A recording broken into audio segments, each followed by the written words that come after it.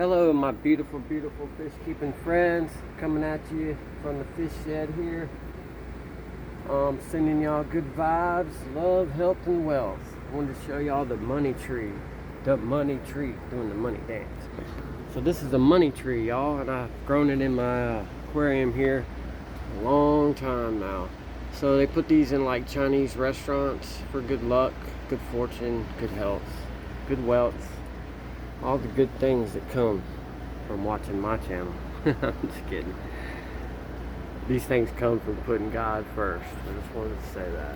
So this is a money tree. They bonsai them. They grow out of a vase or vase of water. You know, they're very cool. You can bonsai them, all that good stuff. A lot of people don't know that bonsai is a style of growing a tree.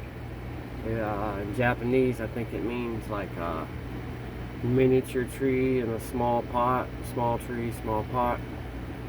But you take away the tap root and it grows off the little feeder roots. And over the seasons of time, it stunts the leaf and makes it miniature in the pot. So it's a full-grown replica of the large tree on a small scale. So you can actually make like a forest. I'll show you this thing over here.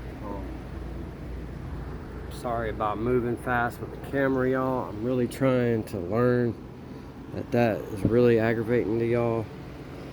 I'm not a good film person. Look at this black worm right here. Y'all them things, man. So I wanted to show, getting sidetracked. I wanted to show you this. This whole thing right here, it spins too on a Lazy Susan, but I got it stuck in place.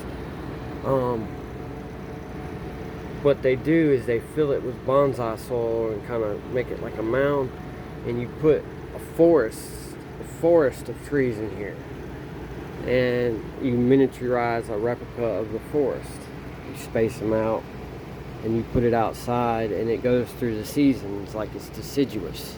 You know, it'll lose its leaves and gain them back. And I've seen it done with sequoias and redwoods and horsetail moss as the ground cover, and they called it a Jurassic bonsai because all those plants were growing during the Jurassic era when the dinosaurs were here. So I just thought that was really cool. It's about $800, $900 in Charleston at the slave market. But the thing is, you know, they take a long time to grow these trees. It takes years and years. And they'll even wheel them off to their parents and grandparents in Japan and China. So that's really what's cool, man. I just dig bonsai. So yeah, I'll talk your ear off about some plants now. That's tadpoles, and they're not fish. So this was like super green water. And I put these Daphne in here, and they'll clean it up for me and get it back clear. Look at that.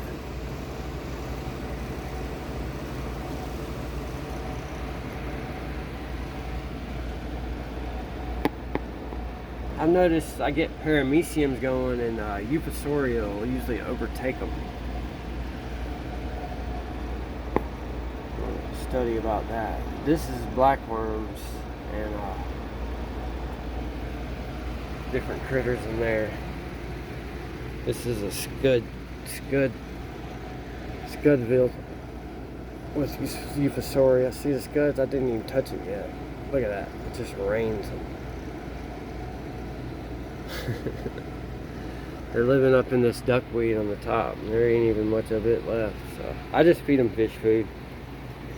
They're well fed. That's how they breed like that, if they have a good food source. And if you ever notice your scuds like one carrying the other, the deal with that is they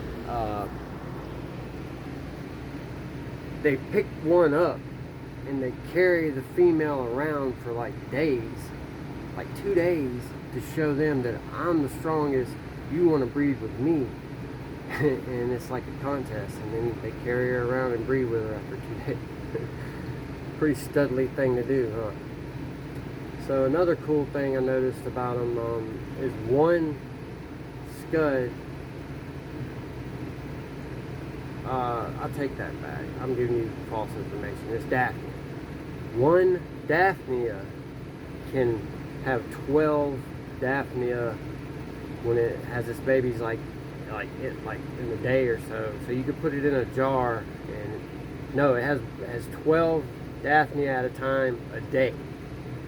Also, it doesn't need another one, just one. It's asexual, I guess. It has both parts, the male and female sex organ.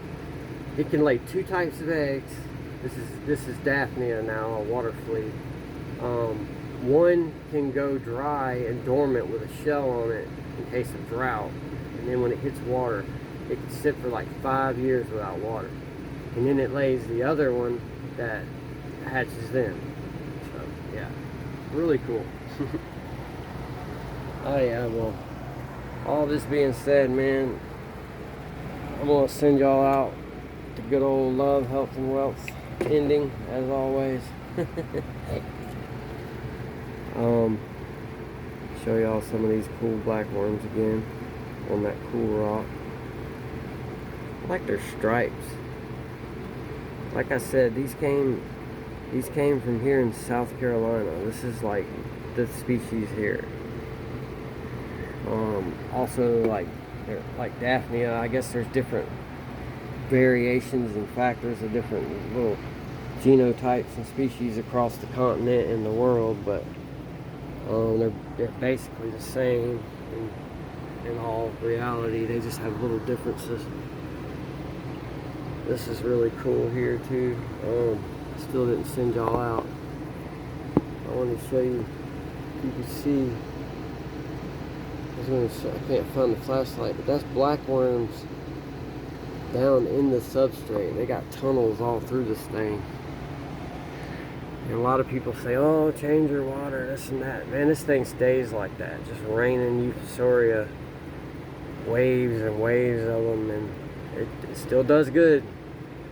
Light and food. It never stagnates. I guess my nitrates, all that good stuff is right. Don't worry. I got it balanced correctly, which is a big deal. This thing, I need to add some water. Let's take a look. Let's see. Oh, the water's too low now, y'all. So we're gonna add some rainwater or RO. I think they have these RO systems you can put under your sink, and you can just run it through your tap water. I don't know how expensive one is, but I surely would like one, because that'd be handy. I'm tired of collecting rainwater in the buckets and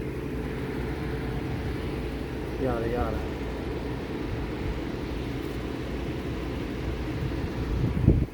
Cool beans. These guys are going bonkers up here, ain't they? Cell phones in my brackish tank. Cell fin is a cell fin molly. I was sleeping last night, and I had one of my black mollies just jump out the tank. I was lucky I was awake. I saved him, raised him from a little baby. I think he's fighting with the other male, and he just came out the top. I hope he learned his lesson. Alright, it's a long, dumb video. I love y'all.